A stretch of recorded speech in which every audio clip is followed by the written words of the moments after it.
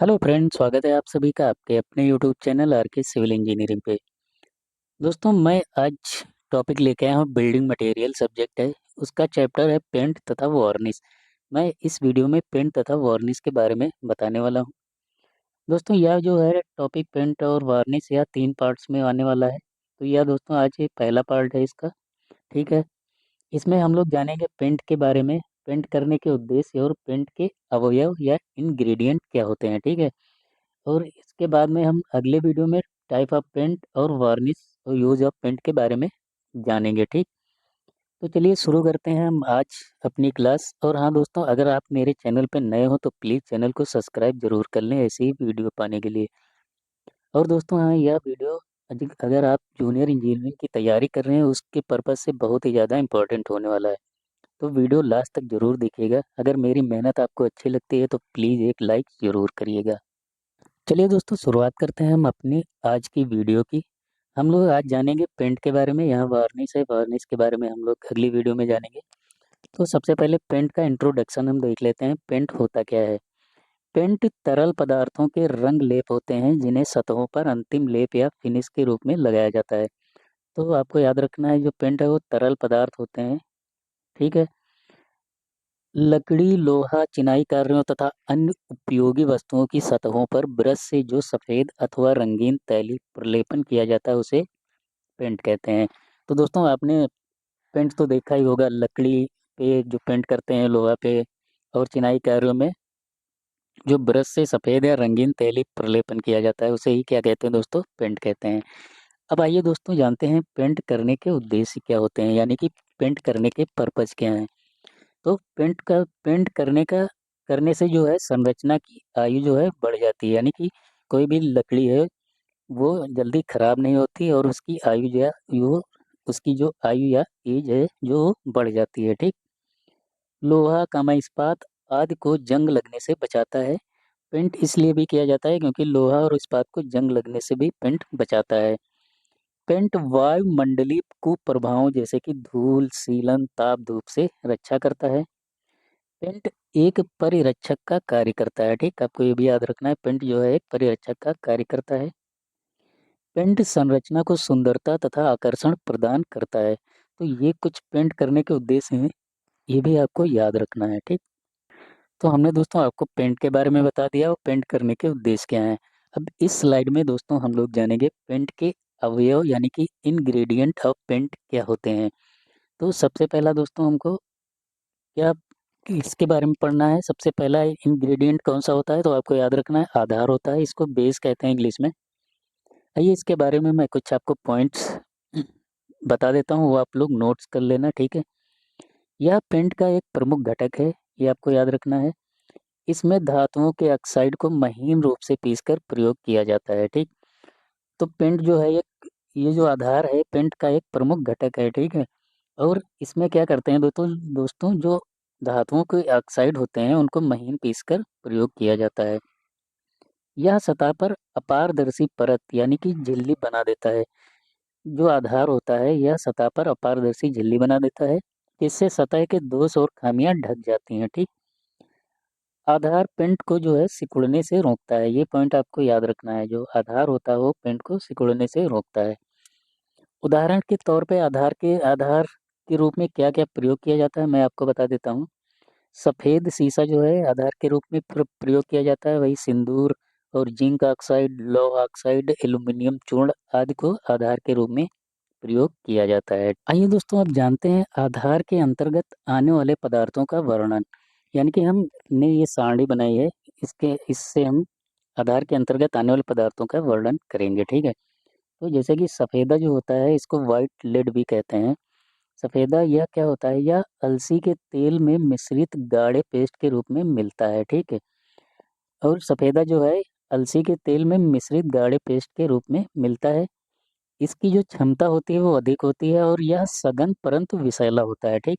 ये आपको पॉइंट याद रखना है, सफ़ेदा जो है वो विषैला होता है और इसकी जो क्षमता है वो अधिक होती है।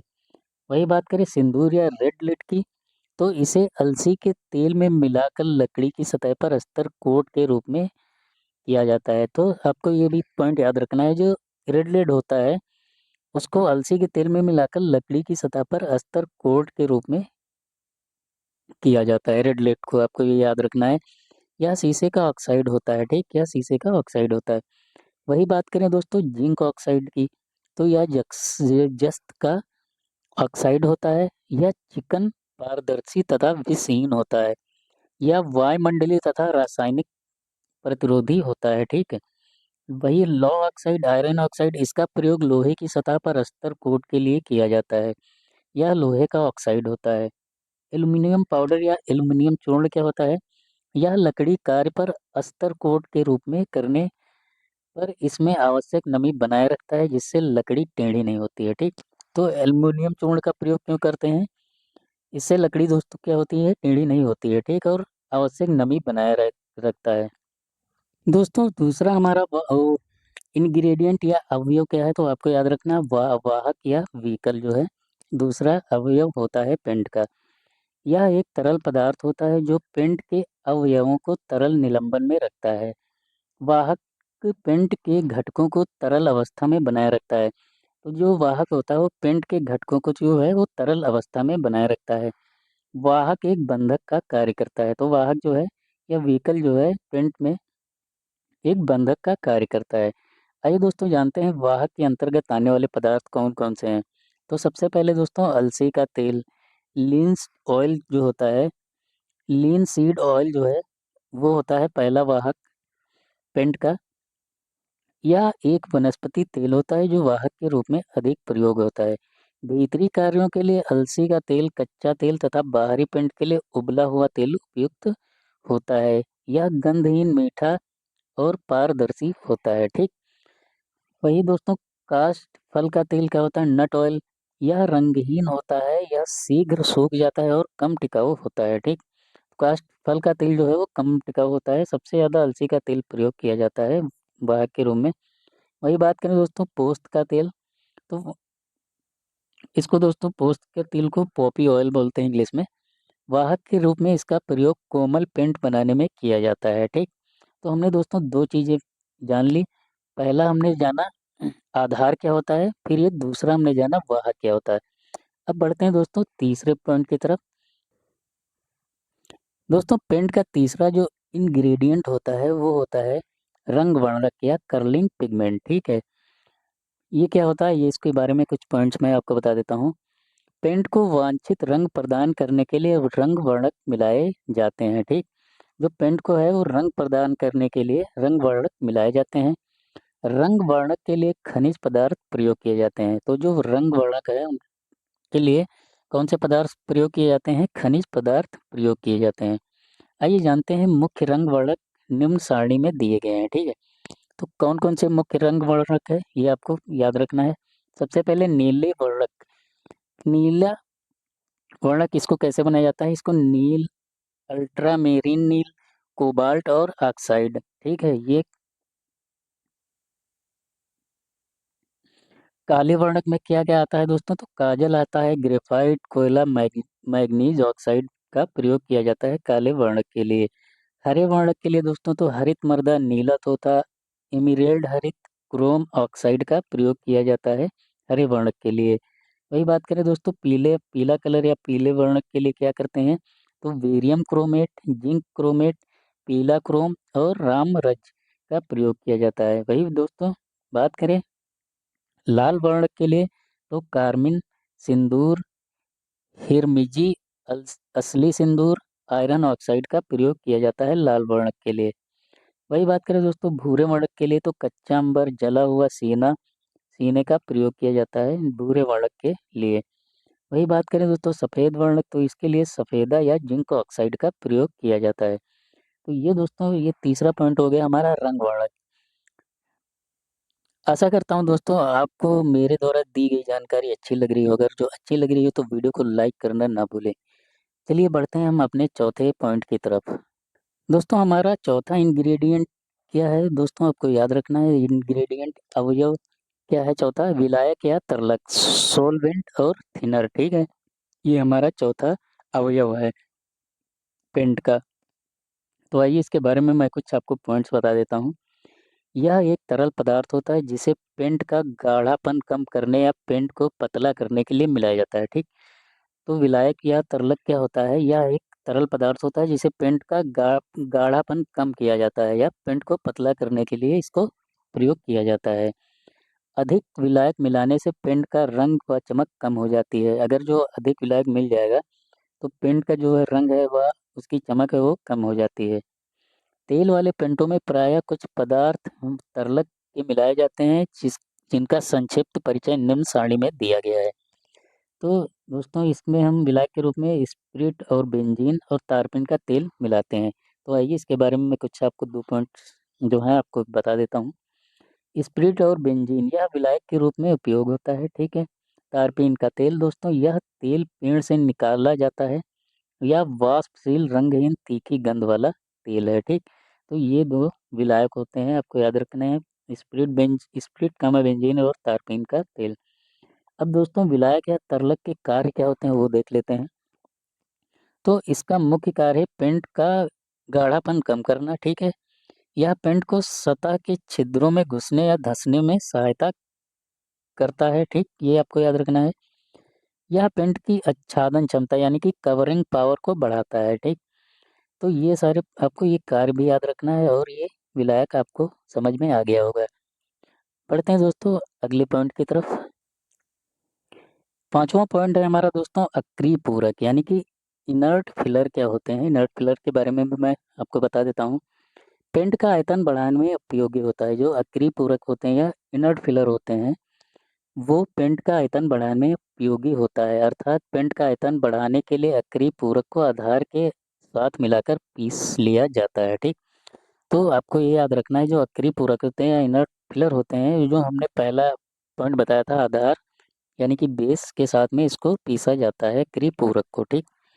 आइए इसके बारे में कुछ और पॉइंट्स देख लेते हैं। अक्रिय पूरक के रूप में सिलिका, बेरियम सल्फेट, एल्यूमिना, चाक, चीनी मिट्टी, जिप्सम तथा मैग्नीशिया के सिलिकेट आदि पदार्थ का उपयोग होता है, ठीक। तो आपको यह भी याद रखना है कौन से पदार्थों का प्रयोग किया जाता है। और हाँ दोस्तों इसकी पीडीएफ आपको फ्री में मिल जाएगी, मैं लिंक दे दूंगा, आप वहाँ से इसको डाउनलोड कर लेना, ठीक। तो और दोस्तों देखते हैं कि अक्रिय पूरक पेंट का उत्पादन वेग घटाते हैं तथा पेंट को चिरस्थायी बनाते हैं, ठीक। अक्रिय पूरक क्या करते हैं? पेंट का वेग घटाते हैं और पेंट को चिरस्थायी बनाते हैं। अक्रिय पूरक की मात्रा आधार के 25% या 1/4 से अधिक नहीं होनी चाहिए, ठीक। तो अक्रिय पूरक की जो मात्रा है आधार के साथ में 25% या 1/4 से अधिक नहीं होनी चाहिए। ये पॉइंट आपको याद रखना है।